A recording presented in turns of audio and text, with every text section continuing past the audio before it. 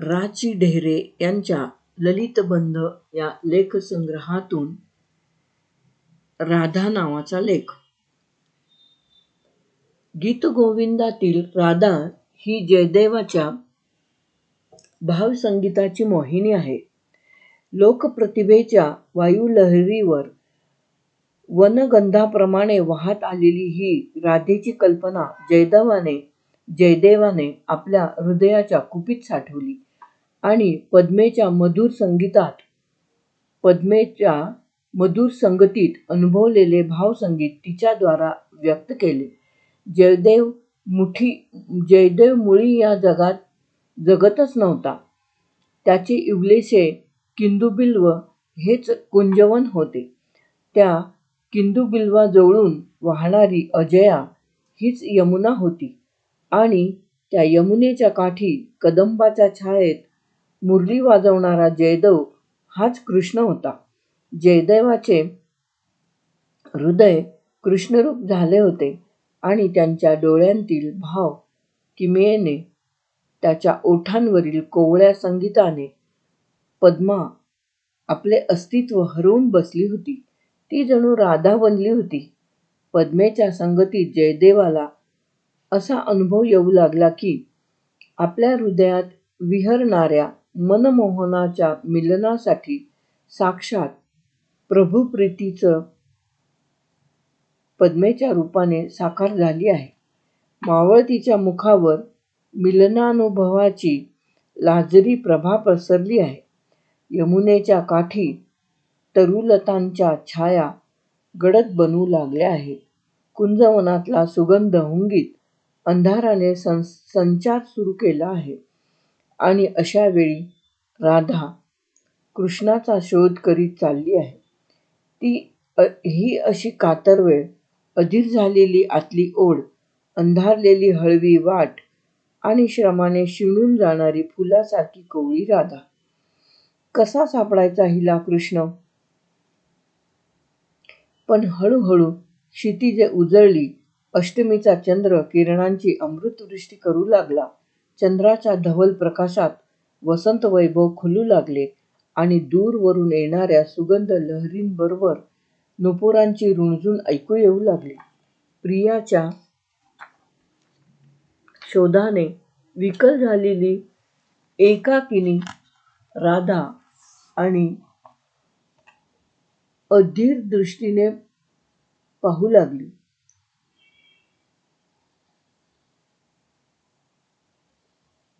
राधेची सोबत करण्यासाठी तिची प्रिय सखी आली. राधेचे गुपित तिला माहीत होते. राधेला हवा होता कृष्ण अन कृष्ण तर रमला होता गोपींच्या रासलीलांत. सखी राधेला सांगू लागली, राधे, बघ वसंत कसा बहरला आहे. मलय वायू लवंगलतेच्या स्पर्शाने परिमळला आहे.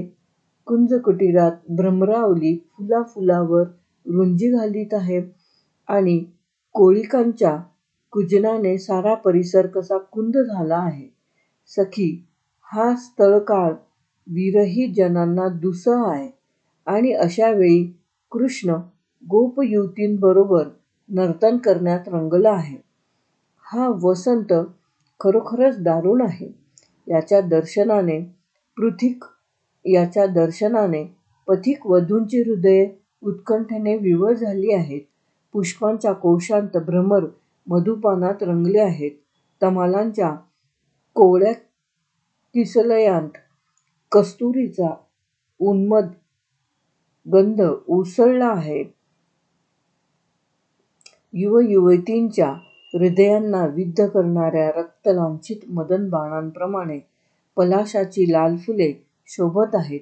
श्वेतपटलाने शोभणारी नागकेसराची पिवळी फुले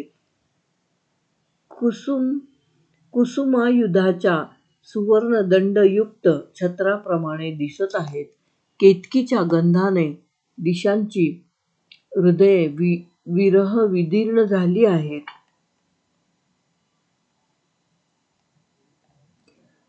आणि जाईच्या मंद परिमळाने वातावरण हुरहुरले आहे. सखी, अशा वेळी वृंदावनात कृष्ण गोपींशी क्रीडा करण्यात धुंद झाला आहे. सखी, कुठे आहे तो माझा प्रियकर श्याम? तुला माहीत आहे तर भेटव ना तो मला. राधा अगदी काकुळतीला येऊन सखीला विनवू लागली. राधेची ती कृष्ण भेटीची ओढ तिच्या नेत्रांच्या पापण्यांना आर्द्र करू लागली. हिला कृष्ण भेटला नाही तर हिचे कसे होईल? सखी सांगू लागली. त्याची निळी काया चंदनाच्या शुभ्र उटीने चर्चिलेली आहे. त्याने पितांबर परिधान केला आहे. गंडस्थलावर रुळणारी मणिकुंडले क्रीडेच्या गतीने हिंदोळत आहेत आणि मुग्ध वधूंच्या समूहात विलास करताना त्याच्या मुखावर हास्याचे चांदणे विखुरले आहे. राधे, पाहिलास तुझा श्याम? वसंताच्या उद्यानात रतीसह रमलेला जणू मूर्तिमंत शृंगार. गोपललनांच्या समूहात कृष्णाला पाहून राधेचे विरहोत्कंठ हृदय खंडित झाले. आपल्या प्रीतीचा पराभव पाहून घायाळ झालेली राधा मान मुरडून परत फिरली. पण परत फिरणे तिला शक्य होते का? सर्वस्वाचे उपायन सवे घेऊन जी निघाली होती ती परत फिरून काय करणार? तिच्या परत फिरणाऱ्या पावलांतही गती रुद्ध झाली. ईर्ष्येने जळू लागलेल्या दृष्टीत श्यामसुंदराचे हास्य तरळू लागले आणि तिच्या पराभूत हृदयाला पुन्हा पुन्हा पीडा देऊ लागले. केवढ्या आशेने उत्कंठेने ती आली होती आणि आता परत फिरायचे तिला ते शक्य नव्हते. राधेचे हे दर्शन किती अनुकंपनीय आहे. ज्या कोणासाठी ती एवढी समुत्कंठ झाली होती त्याला गोपललनांच्या समूहात रमलेला पाहून ती खंडित झाली. परंतु ती परत फिरू शकली नाही. कृष्णाला मनोमन दूषणे देऊनही ती त्याचा छंद सोडू शकली नाही. तिच्या कोवळ्या प्रीतीला मानिनीचा निग्रह माहीत नाही. तिची प्रीती हळवी आहे, कातर आहे, दुर्बल आहे. तिचे हृदय कृष्णाविषयीच्या अनन्य निष्ठेने व्यापलेले आहे. त्याचमुळे ती परत फिरू शकत नाही. फार वेळ राग धरू शकत नाही. तिला केवळ कृष्ण हवा आहे. मग कृष्णाला केवळ राधा हवी असो वा नसो. रासमग्न कृष्णाचे रूप ती मनोमन पाहू लागली. सखी, माझे मन रासविलासात रमलेल्या कृष्णाचे स्मरण करीत आहे. किती सुंदर दिसतो आहे तो श्याम. त्याच्या मुखावर नर्मकेलीचे हास्य आहे. तो वेणू वाजवीत आहे आणि त्याच्या अधर सुधेच्या स्पर्शाने वेणूचा ध्वनी अधिक मधुर बनला आहे. क्रीडेच्या रसरंगात आंदोळणारी त्याची दृष्टी गालांवर रुळणाऱ्या कर्णकुंडलांच्या चंचल प्रभेला फिकी पाडीत आहे. याच्या केशबंधात चंद्रकार चिन्हाने विभूषित असे मोरपिसांचे मंडल आहे. किती मोहक दिसते आहे ते रूप. जणू इंद्रधनुष्याचे लेणे ल्यायलेले सांद्र स्निग्ध अन सुनील मेघ. कृष्ण रूपाचे वर्णन करताना स्वतःला विसरलेली राधा मध्येच भानावर आली. कृष्ण आपल्याजवळ नाही, तो आपल्याला हवा आहे. आपण त्याच्या शोधात आहोत आणि तो गोपींच्या समूहात आहे. या जाणीवेने ती पुन्हा विव्हल झाली आणि सखीला विनवू लागली.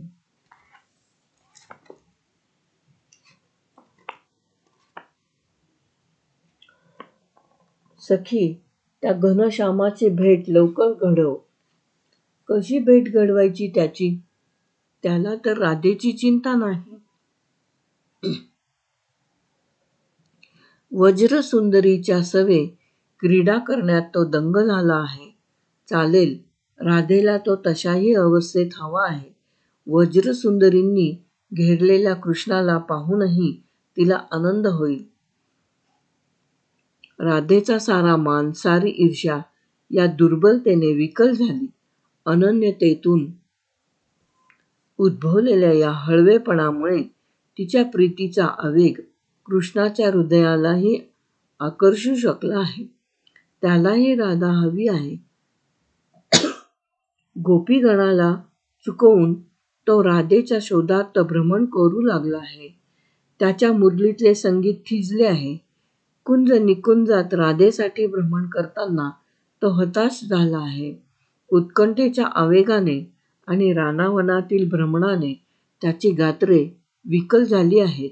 तो अशा अवस्थेत असताना राधेची सखी त्याला शोधित आली आणि तिने कृष्णाला विरहिणी राधेची विवस्था वर्णन करून सांगितली. सा विरहे तव दीना माधवा, माझी सखी तुझ्या विरहाने व्याकुळ झाली आहे. चंदनाच्या उटेने तिच्या अंगाचा दाह होत आहे.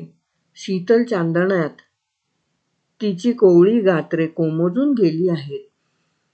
गंधवेडा मलय वायू तिला विषासारखा भासत आहे आणि वासंतिक पुष्पांची शय्या तुझ्याविना मदनाच्या शरशय्येसारखी बनली आहे.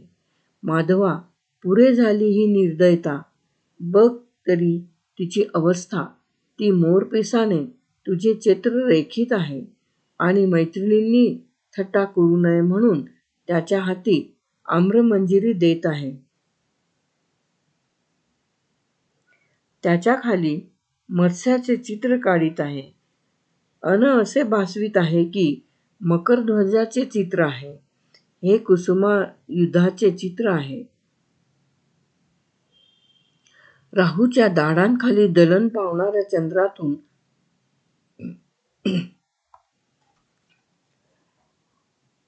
अमृतधारा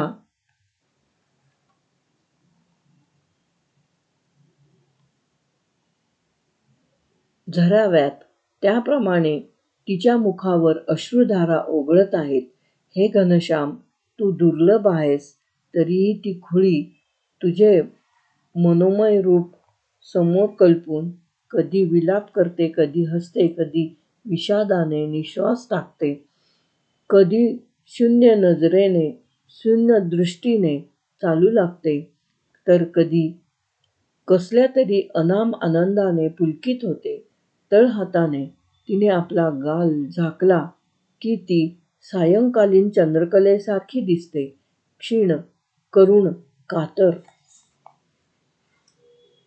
पण कृष्णाला तरी कुठे चालवत होते? राधा मिलनाच्या उत्कंठेचा आवेग इतका तीव्र बनला होता की त्यामुळे त्याच्या गात्रातले सारे बळच शुष्क होऊन गेले होते. कृष्णाची ही अवस्था पाहून सखी राधेकडे येते. राधा कृष्णभेटीसाठी अभिसारिका बनली. तिच्या पीतगौर कायेवर नीलांबर शोभू लागले. अंधारातून वाट काढीत ती कृष्णाकडे निघाली. तिकडे कृष्ण तिच्या विरहाने झुरत आहे. राधेच्या दिशेने येणाऱ्या धुलीकणांच्या स्पर्शालाही प्रिय मानित आहे. वाऱ्याने सळसळणाऱ्या शुष्क पर्णाच्या ध्वनीने चकित होऊन तिची चाहूल घेत आहे. त्या वेळूच्या बनातला एकांत त्याला असह्य झाला आहे. त्याच्या गात्रागात्रांत राधेच्या स्पर्शाची ओढ आहे. पण विरहाने कृश झालेली राधा वाटेवर अडखळते. अभिसाराचा आवेगही तिच्या क्षीण पावलांना पुढे लोटू शकत नाही. सखीला तिची कीव येते आणि ती पुन्हा कृष्णाकडे जाऊन त्याला सांगते, हे नाथ, राधा वासगृहात तुझ्याविना व्यथित झाली आहे. त्या एकांत अंधारात ती भिरभिरलेल्या दृष्टीने तुझा शोध घेत आहे. ती अभिसाराच्या आवेगाने तुझ्याकडे निघाली आहे, पण पावलोपावली ती क्षीणतेमुळे ढासळत आहे. सखी कृष्णाकडे गेल्यावर राधा आतुरतेने वाट पाहू लागली. सखीला यायला जायला जो अवकाश लागणार तेवढाही वेळ धीर धरण्याची शक्ती तिच्याजवळ नव्हती. पळे विपळे युगांसारखी दीर्घ बनली. पळे विपळे युगांसारखी दीर्घ बनली. तिला वाटले, सखीनेही आपल्याला फसवले. आता आपण कुणाला शरण जायचे, कुणाला दुःख सांगायचे, कुणासाठी जगायचे? ज्याच्याकडे जाण्यासाठी तिने रात्रभर या रानावनातली वाट तुडवली, त्यानेच तिला कामशरांनी विव्हळ केले आहे. जिला आपला प्रियकरच भेटणारच नाही, तिला मरणावाचून आश्रय कुठला? अशाही मनस्थितीत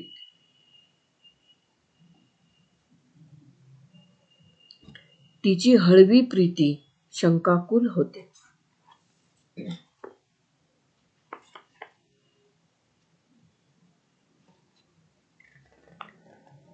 ही वसंतातली मधुर रात्र विकल करीत आहे आणि तिकडे कुणी एखादी भाग्यवती कृष्णमिलनाचे सुख तर अनुभवत नसेल?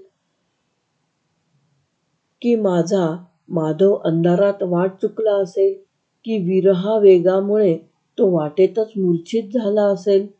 सखी एकटीच परत येते आणि तिला एकटी पाहून शतखंड झालेले राधेचे हृदय दुःख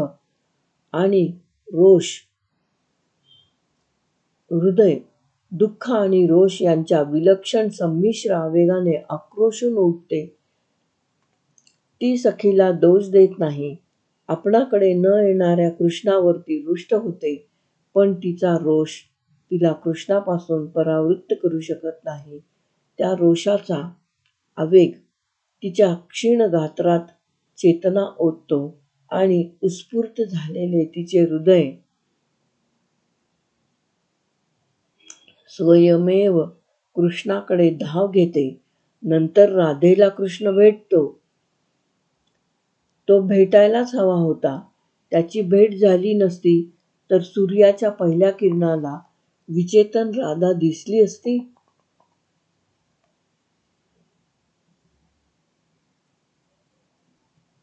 क्षणविरहाने कोमजणारी, दीर्घविरहाने प्राण पाखडणारी आणि चिरविरहाच्या कल्पनेने मरणाला शरण जाऊ लागणारी ही कृष्णवेडी राधा आहे.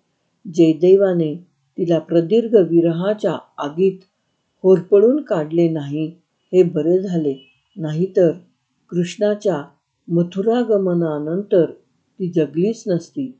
जयदेवाला तिचा साक्षात्कार पद्मेच्या हृदयात झाला. तिच्या कांतीची कोवळीक आणि तिच्या प्रीतीची जवळीक अनुभवताना जयदेवाच्या हृदयात जे भावसंगीत उमलून आले, त्या भावसंगीताची स्वरदेवता होती जयदेवाची पद्मा, नव्हे गीतगोविंदातली कृष्णवेडी राधा. लेख समाप्त.